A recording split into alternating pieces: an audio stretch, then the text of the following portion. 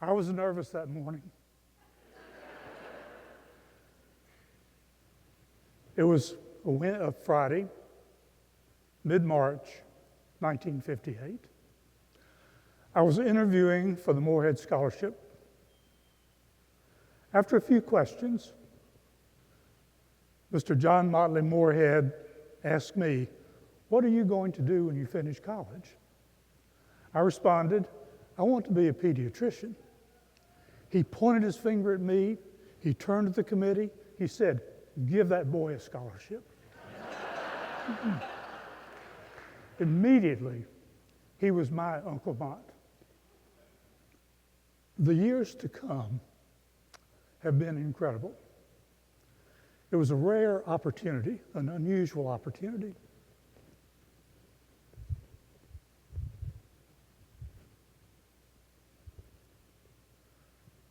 My talk this morning is about making babies.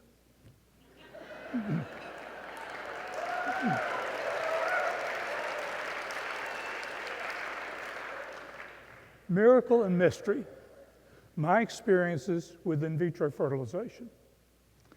It was an unlikely occurrence, almost providential. I was a third-year resident in OBGYN at North Carolina Memorial Hospital. I was working in a research laboratory. Across the bench from me was a physiology professor on sabbatical from Cambridge University. He identified himself as Robert. I asked, "Robert, what are you investigating?" He said, "Sperm capacitation."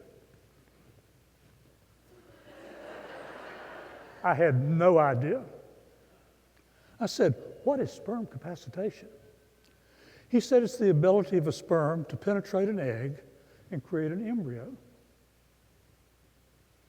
That was Dr. Robert Edwards of Steptoe and Edwards, who announced the birth of the first in vitro fertilization baby in 1978, Louise Joy Brown. In the early days, IVF programs were developing in Amsterdam, Australia, and the first in this country, in Norfolk, Virginia. I just finished my research fellowship at the University of Texas Southwestern Medical School in Dallas, and had been recruited to the University of Mississippi to begin an IVF program.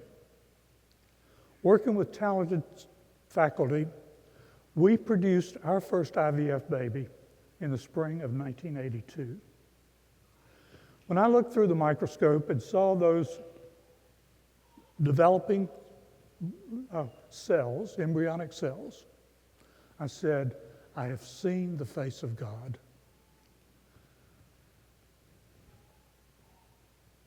The success rates were not good. There were a lot of problems. The first problem was the age of the woman.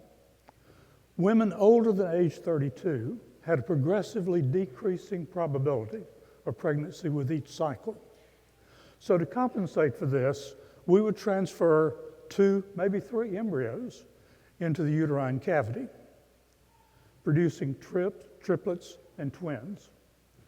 Yesterday, when we arrived at RDU, I saw a mother with a stroller with twins, and I asked myself, are those IVF babies? Probably so. But the problems were this. Despite the age of the woman, we also could only see one surface of the ovary. We were using a technique called laparoscopy, a surgical procedure where we had to use general anesthesia, and we would aspirate the eggs, but we could only get half the eggs available to us. This problem was solved 10 years later with 3-dimensional ultrasound. Another problem, we had to use follicle-stimulating hormone, FSH, which is a natural hormone that stimulates both sperm and egg production. But the only source of FSH for us at the time was from the urine of menopausal women collected from Swiss nuns, pooled in a vat, then distilled, and we got it as a product that we would inject. But the batches were inconsistent. Some batches would overstimulate the ovaries, some batches understimulate the ovaries. This was solved later with DNA technology. The final problem, we could grow embryos only to an 8-cell stage.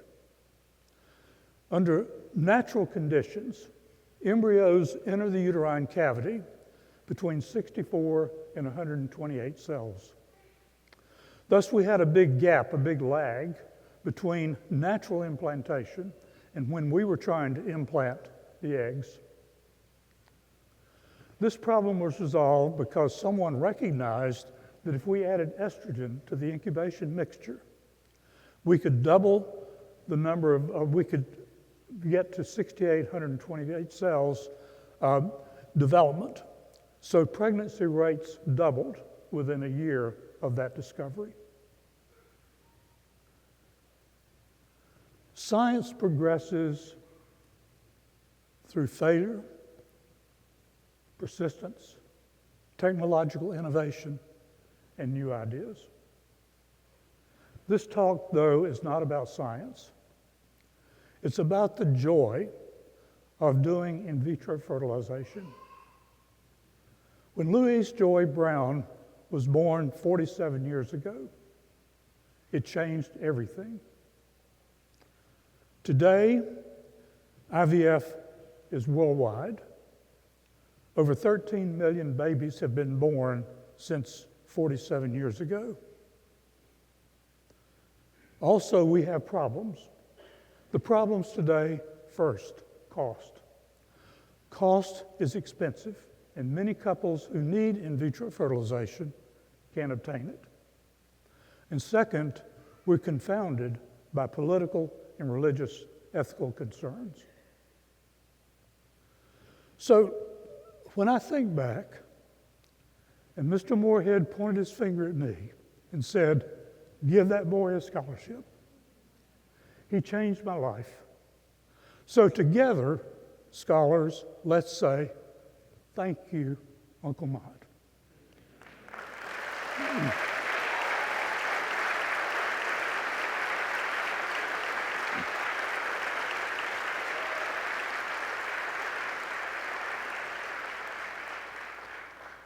This story is about life. Human life, all life.